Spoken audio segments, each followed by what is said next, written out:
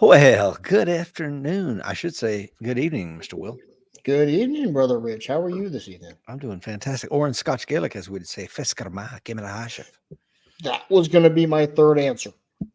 Which Or means not, good, I mean. good evening. How are you doing? That's what that means. I have a hard enough time just with English for the most part. Well, So, that's Celtic languages they're not like English at all. Germanic language family. all right. So, I got a question for you. I am, because you're streaming us on YouTube as well. Correct. I got to see There's here. 3 people, it looks like. It's on the Coffee with Rich channel for right now. Yeah, there we go. I had to, for whatever reason, it's wanted me to sign into YouTube to join the chat that we normally do. Hey, Spencer Wood is on. Spencer Wood is on. Yes. Speaking of children who call me stupid, that is my oldest. My youngest just walked by. He's a wrestler, and one of the young men who graduated from his high school last year, who's going to UW, wrestling for them, came back and said, "Hey, I'll run you guys through our hard cardio at the collegiate level." Yeah, the puke buckets were well used tonight, apparently. Oh, so I bet that's a whole nother game. That is, man. I miss it. We've got doing their whole remodeling thing down here. We put mats out last night. He and I were wrestling, and I was like, "Oh, I miss this. I miss this." All right, so got Guile in the Philippines is on. Will Rose is good evening, Richard Well from Missouri, 2269. Click the links in today's show notes if you want to find out becoming a member of our self-preservation community and get one of these beautiful challenge coins. It's the right decision for you. Those bad boys right there. What's that get you to anyway? You get you access to the training vault, man. All the programs we got: self-defense shotgun, rifle, handgun. We've got dry fire sessions with Mr. Mike Seekland, go bag and preparedness with your old pal Rich Brown. We got Mike Janich doing edge weapons, Dr. Dan Olesnicki doing medical. We got the Atomic Athlete guys doing fitness. We got everything, man. Yeah. From the best instructors that we could possibly find. Christian Durr, one of John Jacques Machado's black belts. He teaches you white belt to blue belt, every technique you need to know. And really, that's all you need to know. I mean, look at what Hodger Gracie has done with the white belt to blue belt techniques. One of the greatest grapplers that ever lived, for God's sake. For sure. I went back when I was really big into jits. The black belt level guys, the black belts, were just like, they were obsessed with the basics, and that got me obsessed with the basics because I was going down the whole YouTube, blah blah blah, and I was, if you'll allow me a moment, I was in a Hickson Gracie lineage. It was Hickson, a gentleman named Luis Claudio, and then our school here in Wisconsin below him. And Luis would train with Hickson regularly when he was in Rio, and Luis won the world championships in his weight class. He was a smaller guy, 135 pounds, really dynamic grappler, all these cartwheels and crazy stuff. And so him and his brother, who was also a world level grappler, they were back training with Hickson. They wanted to show him all this stuff, and so they started doing all this stuff, and Hickson caught him in like an X choke. And Hickson says, "Looks like you need to work on your basics." Yeah. And for those that don't know, X choke is like maybe the first or second night jiu-jitsu kind of thing. Oh yeah, that's like the demo night. Let me teach you how to choke somebody. The X choke, simple as it gets, and that was my go-to. The X choke was my thing. My thing with jiu-jitsu has always been, I want to do stuff slow and methodical, a lot of top pressure. I want you to be able to see it coming from a mile away and be unable to stop it because the technique is clean. And that to me is this old man jiu-jitsu, right? Oh yeah, for sure. I always enjoyed, and the great thing about jits is, you can tailor it to, even if you were an advanced guy training with somebody brand new, you'd be like, the only thing I'm going to do is armbar your right arm. So it forces the advanced guy to work on the setup and allows the more novice player to he only knows there's one threat, right? Yep. So you can tailor it to everybody. It works for every body type. Obviously everybody gets more fit doing it, but you can make it work for any fitness level based on how you play the game. The only guy that I've seen had a tough time trained with us at Cody's school, and he's I won't say his name. He's a KPD officer who was shot in the line of duty with a shotgun slug, went right through the leg, took out a huge chunk of his femur. By the time they put his leg back together, it's permanently locked. It will never bend again for the rest of his life. Okay. Thus, there's no way for him to do a close guard. Sure. So his game is open guard only. It has to be. Right. But you know, like you said, there doesn't mean you can't do jiu-jitsu. Just going to have to tailor it to your limitation. Yeah, absolutely. And we all have our limitations with that stuff, right? My biggest one now, if I start, I'm not flexible. Never have been. Yeah, never So, have been. so the whole upside down guard stuff, yeah, no. If I get into that position, I'm already submitting, much less going there willingly. So Baron Bullows and Imanari rolls and all that crazy stuff. Yeah, I'm out. Yeah. I see your lovely bride, Miss Lisa, is on. Yes, she is. Dr. T.C. Fuller is on coin number 1620. He says your hair is looking good tonight, Will, and it surely is. Extra special just for you there, Dr. Fuller. Just Barry Childs is on. And let's see. Will Rose says he told them how to get in. A friend of his was asking about the challenge coin. And Will, we appreciate that. Hopefully everybody's doing that. We can keep our family safer. Ted is on. Let's see. Also, what does Gal say?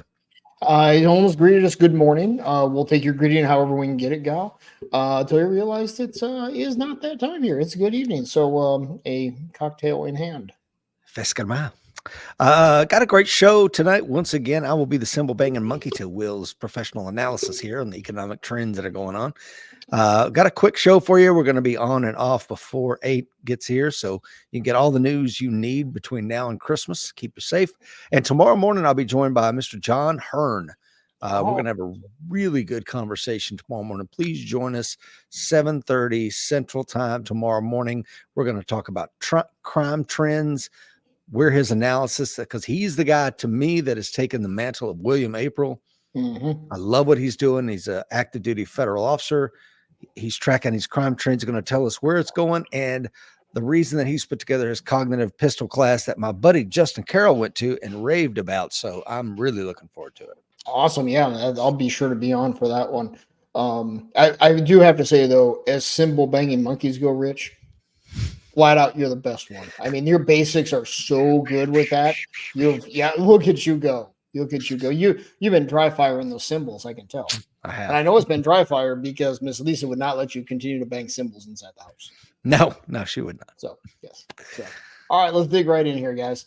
Beer grid index, same place we always start, 74. Agreed it was 77 or 78 a few days ago. So it is coming down. The market, in my opinion, is very overbought. And like we talked about on Monday, it's probably going to last through the end of the year unless something comes in. It did take a pretty good little nosedive yesterday at one point, but it came back today. So it is what it is. It's overbought. There's a lot of money flowing around right now. It is what it is. The macro view is different than what the stock market's doing right now. When those disconnects happen, usually the stock market corrects back, whether it be down or up if it's behind that way, pretty violently. So I'm expecting to see that here at some point. Well, when you say that, what percentage reset are you talking about, if that's what you're getting at? Boy, that is what I'm getting to. Well, it's up 11% in the last 6 weeks. So in easy numbers, it's the same 11%. I would not be shocked to see 25% at some point next year.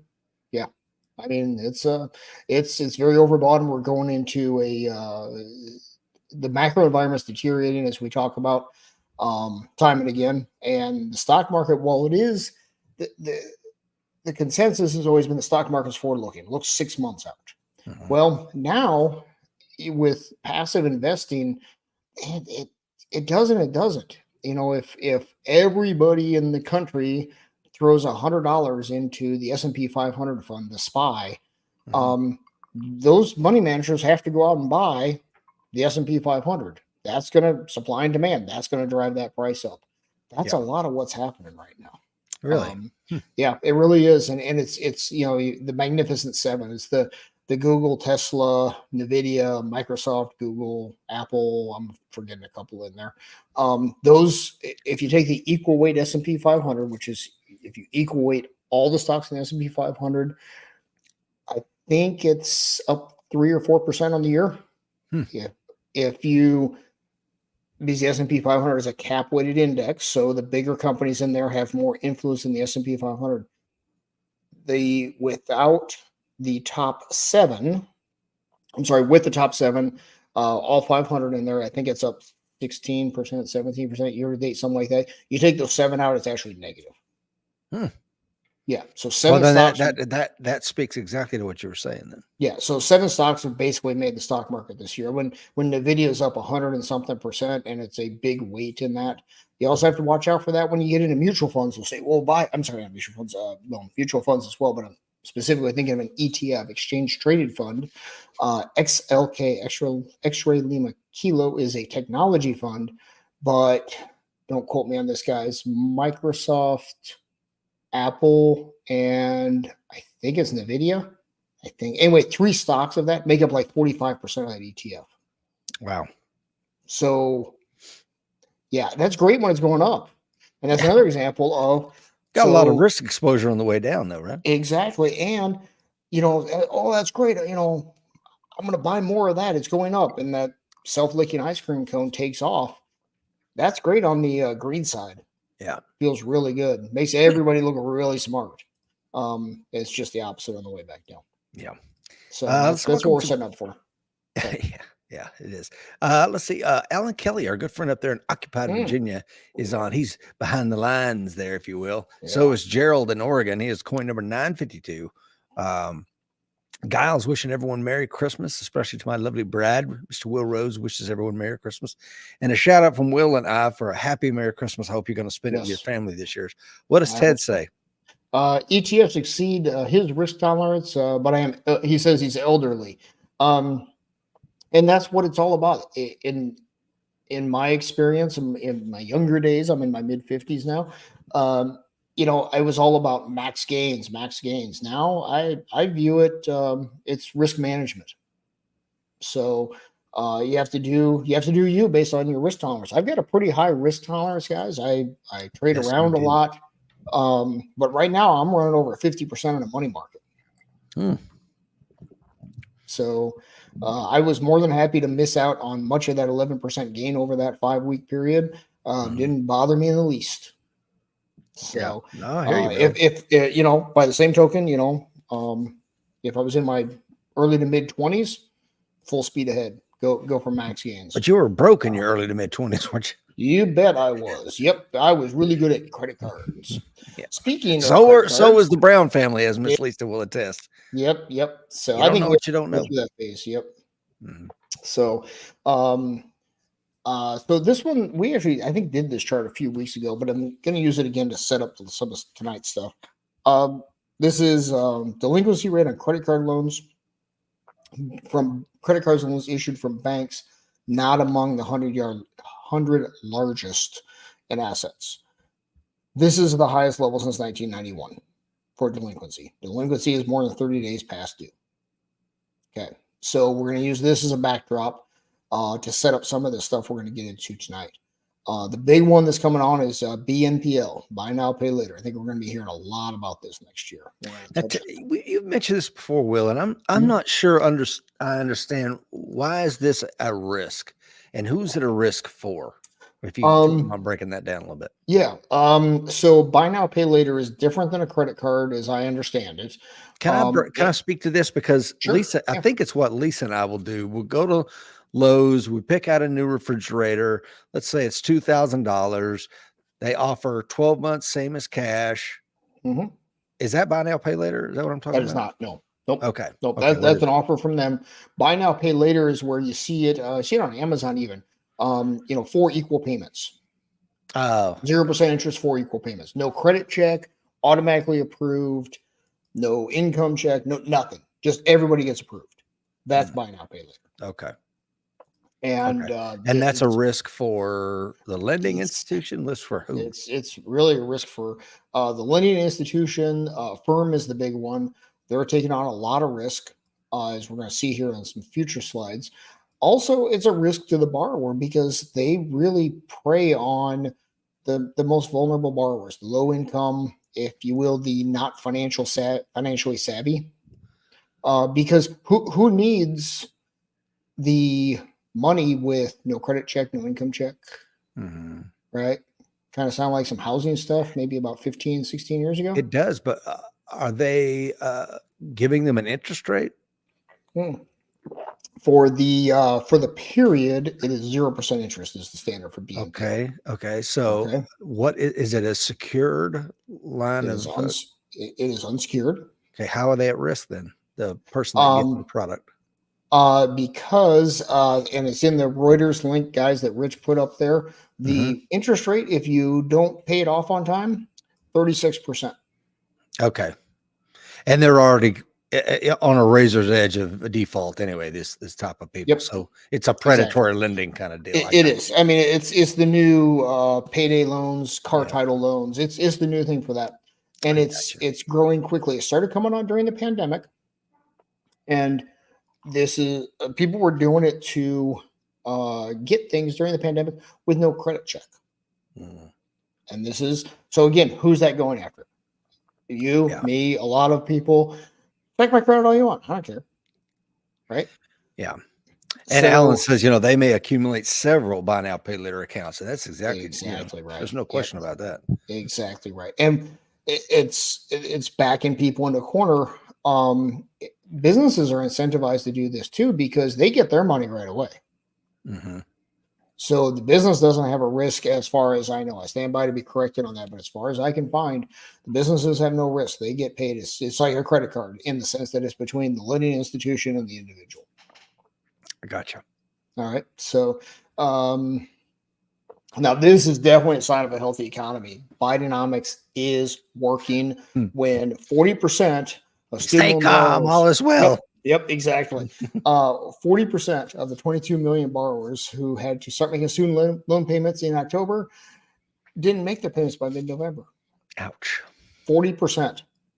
That's not a sign of a healthy consumer. If it was 10%, guys, that would be bad. Yeah. It's 40%. Right. And they've had how many years off to save up $400, I think is the average. 3 years, 2.5 years, something like that. Yeah. Somewhere in there, they couldn't come up with, a few $100. Now, here's the thing. Are some game in it to try and maybe get the student loan forgiven? I don't know. I'm not that up on it. But however, I'm sure it's happening. It's happening to some extent.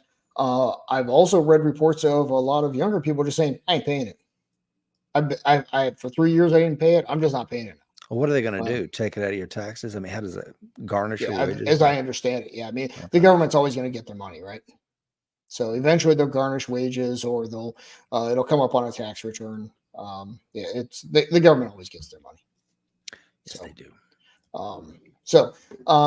Another sign of a healthy economy is when shipping companies have bad earnings. No, kidding. That's a leading indicator, right?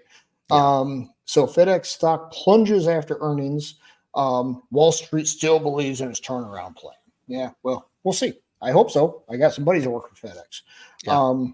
So do I. Good pilots. The stock's up quite a bit over the last year because they were doing this turnaround plan.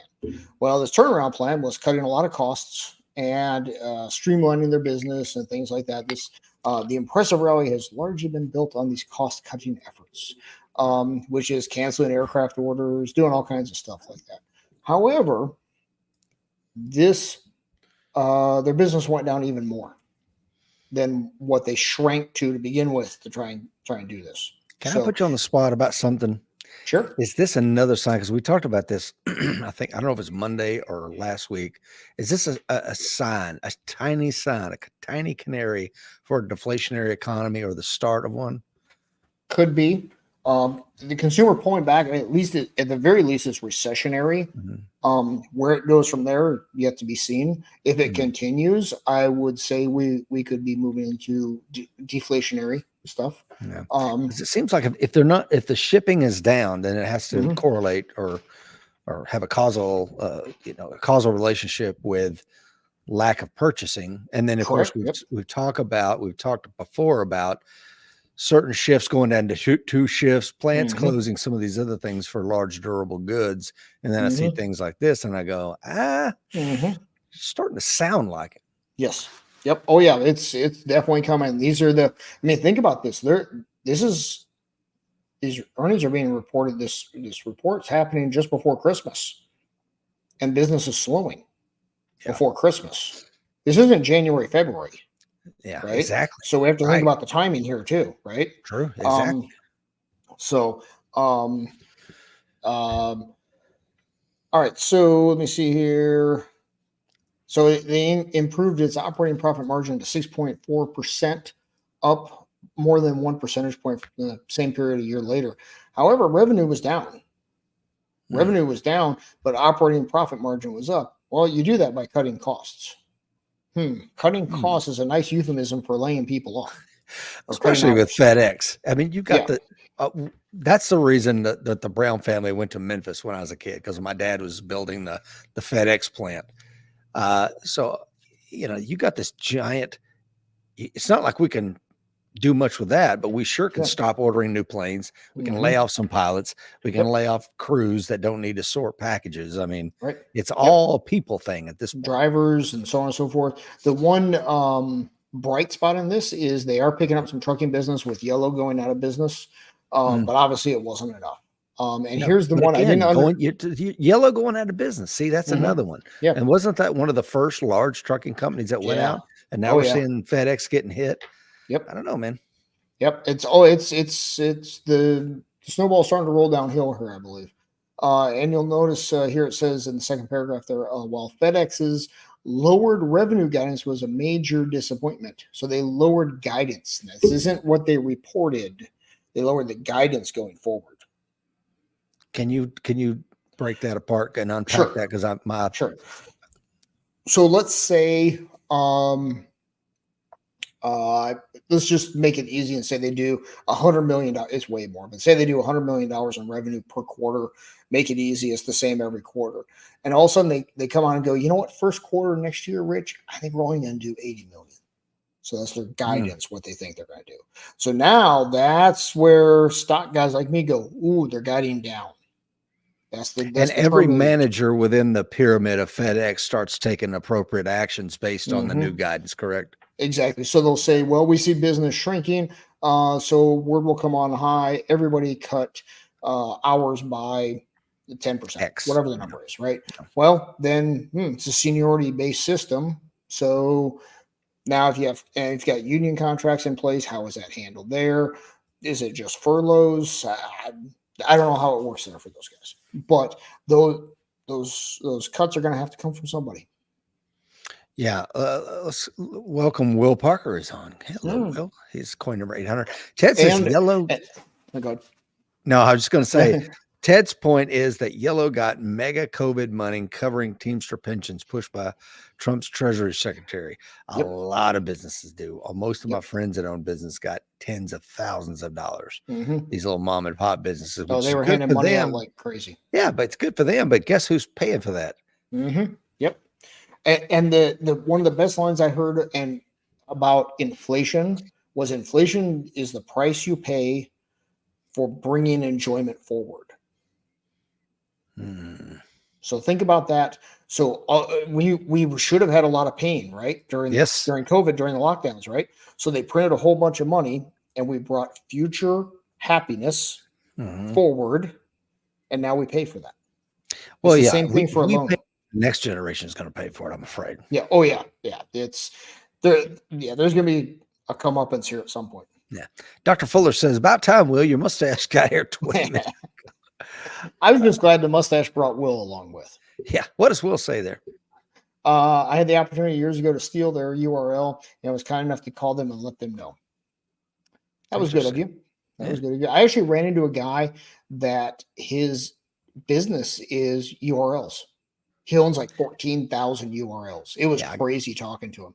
I'm like, how many actually pay off? He said, about 1 in 1,200. Yeah. But like when really they pay paid off. Yeah. Yeah. So. I knew a guy who, well, I won't get into it. It's a long, sordid story that pissed me off. But Gerald says we are only paying the interest, if that. Boy. Yeah. And we won't be paying that for long. We should probably do a show on the national debt and where the budget's at now. because I'm that's an afraid people emerging would threat. start jumping off freaking buildings if we You know, really maybe if we explain. do in the evening, a couple of cocktails will kind of ease us into Yeah, maybe we only lose one person. that. Yeah, exactly. As long as Will doesn't shave his mustache, it'll be okay. Thank God. Yeah. So this is one that I I was surprised by this one. This is a TikTok thing. So, is the U.S. in a silent depression? Economists weigh in on the viral TikTok theory. Now, I'm supposing here, guys, because I ran across this article about an hour and a half ago. Okay, so uh, I've seen a lot of TikTok videos through Twitter um, about people uh, sitting in their cars crying. I don't have enough money, and these people are real. I'm not mocking them or anything like that. Hmm. I don't know if that's what they're talking about or if if it's something else here. Okay. The point here for the whole emerging threat is these people vote and these people are generally frustrated. At some point, if they aren't already, they're going to be pissed off. Yeah. And this could well turn into that frustration that boils over, leading into a contentious election. So that's where I'm kind of trying to tie this into. Yeah. So it starts off here. The U.S. economy has remained remarkably strong, but affordability is worse than it has ever been. Now, I'd like to stop there for a second because there's some undertones there. U.S. economy has remained remarkably strong. Well, the stock market is doing very well, and it's that K-shaped recovery, right? Hmm. People with money who have appreciating assets and have money to invest, they're doing well. But affordability is not a concern for those people. No. Affordability is something for middle class, lower middle class, and poor people to worry about. So even But within this again, one that's the sentence, bell-shaped part of America, man. You for know, sure, when you look at the yeah, bell curve, that's why people are so angry. And I think, yep, and I think it's only going to grow. And then they see what's going on with the 45th president being disenfranchised and the witch hunts going on there. And it's like, what country we living in? This is yeah, not normal. exactly. So I think that sentence alone, or portion of the sentence, really sums up what's going on here. You'll hear the talk on whether it's CNBC, Fox Business News, whatever it is. Oh, the economy's great. Really? You seen the Well, credit card stuff? I mean, why do we even need buy now, pay later?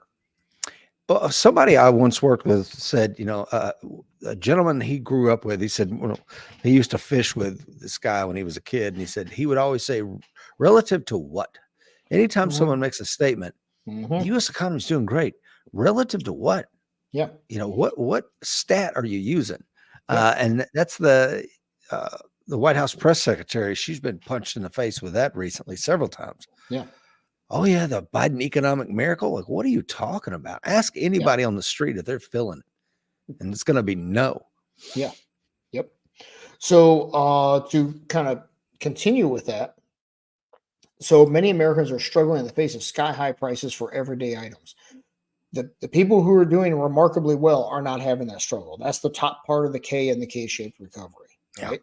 And most have exhausted their savings and are now leaning on credit cards, which we've talked about in the past. Over $1 trillion of balances, record high interest rates, and now buy now, pay later is continuing to rise, as we're going to dig into here in another story in a Yeah. moment. So it's just everything's coming in. I really believe after Christmas is over, everybody puts a good face on for Christmas, right? Uh-huh. Nobody wants to be, that guy at Christmas, right? So use the buy now, pay later instead of saying, sorry, you can't do it. And I feel for those people. That's a tough spot. Been there, done Yeah. that, Yeah. right?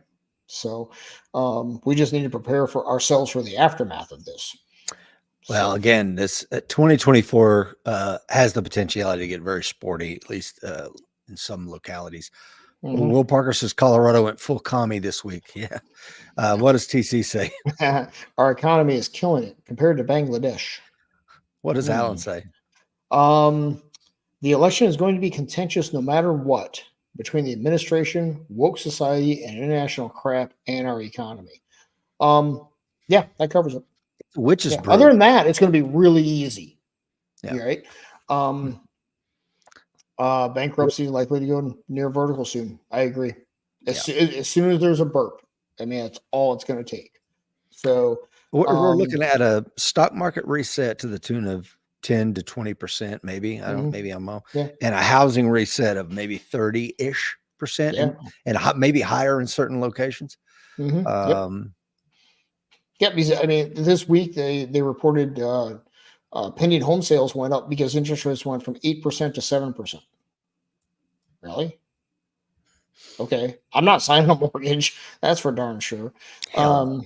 Yeah, this one just came out this evening, right before the show, guys. Nike stock sinks 10% after it slashes sales outlook. Again, that forward guidance, the outlook, unveils $2 billion in cost cuts. Cost cuts. What does You that think mean? they're going to get rid of the? Think they're going to get rid of the corporate tennis courts? No. No. Nope. So let's look at what they're planning on doing here. They're simplifying its product assortment. So fewer products to be made means fewer workers. Increase automation, fewer workers, right? Yeah, but who are the And workers for Nike? I mean, is that going to impact Americans? I mean, really? well, even and I thought about that. That's a fair point.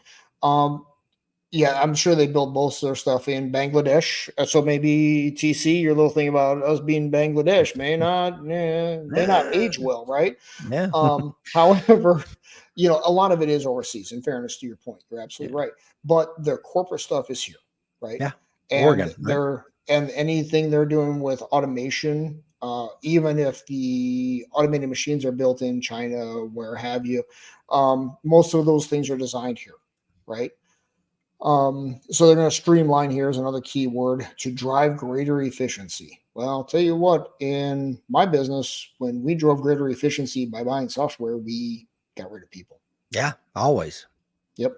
Right. I've never had a computer program call in sick or any of that stuff. Right. Nope.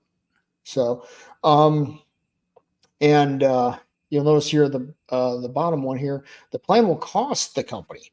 So their $2 billion in cost cuts is going to cost them 400 to 450 million, right? So they're really netting out about $1.5 billion out of that. In severance. In severance. Geez. So, and severance goes to people who have been fired. Fired. Yes. So again, this is what we're seeing. Wells Fargo just set aside what was that number? Close to $1 billion, 750 million, something like that, for severance for next year. So we're seeing all this guidance come in. So you got FedEx on the shipping side, right? They're seeing the trends going forward. You got Nike, they're guiding lower. They can see what orders are doing, right? And now they're willing to put aside almost $500 million to cover severance, and Wells Fargo Bank is putting aside almost $1 billion. Somewhere between 750 million and $1 billion to cover severance for next year. Oof. That's a lot of people going to get that amount of severance. Yep. I mean, it makes me there's a lot of C-suite folks getting smoked because the guy on the assembly line is not getting a big, very healthy severance package. Wouldn't you agree? Nope. Severance is typically more of a white collar thing, and the arguments for a while has been this will be more of a white collar recession than blue collar, and we're seeing that with the resurgence of labor unions. Because for years everybody said go to college, don't work with your hands. Yeah, how's that working out? Yeah, well, yeah, everything always comes around full circle, right? Yeah. So, have you ever had one of these conversations with HR regarding severance packages? No, never have. Okay, I did one time when I got out with the Red Cross, and they asked everybody to come to the main headquarters there, and but not you, Rich. We want to have you for breakfast. And I'm like, I didn't know they were laying people off. Nobody did. Right. It was just like everybody's coming to the meeting except for like, we're going to meet you for breakfast off site. Didn't want to, and I'm like, oh, this is not good. I'm thinking they're going to a meeting and I'm getting smoked. I didn't know what was going on. Sure. And instead it's like, I got two packages in my hand. One is a severance and the other is a promotion. And it's like, instead of being in charge for 4 counties, you're going to be in charge of the entire state, or you can take the money and walk, but we really want you to take this over. And I still didn't know everybody was getting smoked. Yeah. And when I come out of the meeting, I took the promotion and found out that 50% of the paid staff in Tennessee were laid off. Wow. And it was just like, wow, man, I'd never experienced that. Being a Marine, that just does not happen. So it was something that was Right. eye-opening to me. Like, this is what these American people have, that go through these kind of things. Like, one minute you got a job and you're doing amazing things, the next minute you're putting your stuff in a box. And the reality of it is tragic for those involved. It is. It is. And yeah, and that's where, you know, in aviation, I got out of college in 91. The country was in a recession. Aviation was in a depression. I mean, it was pretty bad then. And I learned never count on a job, never count on anybody. You know, it'll make you independent real fast. And, you know, it's a tough lesson to learn, but until somebody goes through that, it's kind of hard to convince them. It's kind of like credit card debt. I don't know if you teach your sons this, but I certainly taught my 4 children, you know, you're a free agent in life. This idea of loyalty to a company or an institution, man, good luck with that. Because as this slide you just put up here shows, you know, they're going to get, you know, Uncle Nike's going to give you a severance package, but that money's going to run out and you're going to need a job, right? For sure. And in fairness, you know, to the executives at fill in the blank, whether it's Nike or FedEx, you know, they're financially and ethically obligated to the shareholders. So they're trying to serve 2 masters. One of them's going to win, and it's almost always the money. And there was a time, and this could warrant its own show altogether. There was a time when the fiduciary duty was not so explicit as it is now. There was an implicit duty, you know, for a publicly traded company to be responsible to the shareholders, but that wasn't always the case. It was often to the good of the country. You know, they felt what is best for the country, and then at some point it slid the other way, and country be damned, we will do what's best for the shareholders. And I would reckon that was probably a bad road to go down. I would submit that happened under President Clinton. Remember when the big thing was, the CEOs making 160 times the average. Oh my God! Company, right? Remember so what was the answer, Will? And I know the answer to this. Go ahead. What was the answer? Stock options. Because they cut the CEO pay, and they said, well, we're going to, you know, these people aren't stupid. They're going to get paid, right? So they went, okay, fine, cut my base pay, give me stock options. If the company does well, I do well. But if the company does well, all the workers do well too. And that played really well in the Clinton era. Well, we're seeing the downline consequences of that now, because that's what these management teams look at. That's what they worry about. So they're kowtowing to whatever Wall Street wants. And I'm a stock guy, but Wall Street is not a long-term thinker, and they don't care about the health of the company at all. And I'll tell you right now, as a stock investor, I don't care about the health of the company. Right. I bought the stock at 10. I want it to go up. Yeah. I don't care. I mean, if Joe loses his job, I'll buy him a beer and commiserate with him, but I don't truly care. Yeah. Right. I mean, sorry to sound like a jerk about it, but it's, you know, the dog eat dog world. Again, free agent. And if you have watched The Smartest Guys in the Room, and I'm sure a lot of folks have, the story of Enron. Don't correct me if I'm wrong, but I think the guy's name was like Chow. He was the CEO of Enron, and that was his thing. He drove the stock price up and then punched out at the right time, and is now the single largest landowner in Colorado. Wouldn't it be beautiful to be the single largest private landowner? And he'll never, his grandkids will never work again just because of what he did with the Enron stock price, to your point. Sorry, my daughter was just calling me, so I'm texting her to find out what's going on. So a firm, like we said, Kelly said, let's take on Alan's point, because I think there's a lot of good stuff. All right, what's he have to say there? Kind of funny, the unions got a good deal from the auto manufacturers, then turn around, auto manufacturers are slowly laying off workers and shutting down plants. And so part of that is, at least on Ford, is the only one I've just happened to come across an article on, they're pulling back on the EV stuff. And from what I understand, that's where a good chunk of that is in Ford's case. I don't know about the others, but I can speak to it a little bit on the airline side. Back in, 90 something, I think it was, United went through a really contentious negotiation, and they went on strike. And, you know, for airlines, they have to worry about the book away factor. So if somebody's planning a vacation in 3 months and those guys are on strike, I'm going to go book on somebody else. So it takes a while for that business to come back. It's not like an F-150.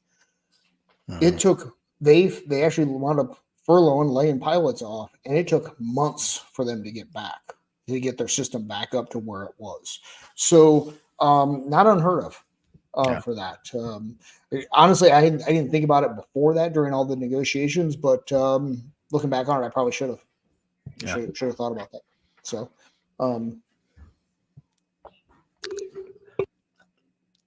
I think this is going to be Okay. that situation you were talking about, Will, with the buy now, pay Okay. later, and where all that's going yeah, on. yep. Sorry, I got something going on here with the home side. Firm stock jumps 15% as it expands buy now, pay later with Walmart. So they're actually able to do this right at the self checkout now. Do the buy now, pay later Really? option. Excuse me, Whoa. 1 second here, bud. They're going to get you at the checkout, folks. I'll take Giles' comment while we're waiting. Giles says, I've been working for a company for almost 22 years. I had this feeling they can ask me anytime. Company did lose money since COVID last 2021. An early retirement package was offered to us who wanted to volunteer. There were others who were given letters being offered to retire early. I didn't volunteer. Didn't want to lose my medical benefits. Wow, that sounds like I know you're in the Philippines, Gal, but that sounds like it could be an American story, doesn't it, Will? Yeah, for sure, absolutely. Yeah, sorry for the interruption there, guys. My daughter got a bonk there at gymnastics practice, so we'll bail out here pretty quick, but we'll get through these slides. Take care of your family, brother. So 54% of Americans want retailers to offer buy now, pay later. Is that the sign of a healthy economy? I don't think so. Okay. So check this out. This one just killed me. She added that providing this service at Walmart, quote, will help even more consumers increase their purchasing power during the holiday shopping season and beyond, unquote. So yeah, there's that. So I mean, and let's remember for that Reuters article that Rich linked early on in the chat. If you miss a payment, it goes to 36%. And there's that article, guys. You can find that in the notes. Wow. Okay. I mean, that's okay. So here's another one. A little bit of justice coming after the first of the year. Something to look forward to in 2020. Unless the list is redacted.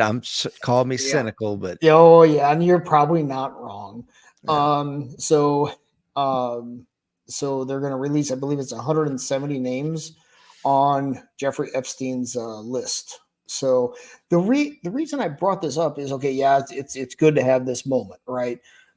But if these are a lot of powerful people, politicians, fill in the blank, they're going to do something to distract from this. That could affect all of us, right? That's what is the damn FBI director been saying? I see blinking lights everywhere. Yeah, I've never seen anything like it. Right. So, so this is a great moment to get these names out there, and there's people who've gotten their names taken off the list, so on and so forth, whatever. And there's going to be more, and we'll never know the whole truth, of course. However, from our standpoint, let's remember they're going to do something to try and distract from this.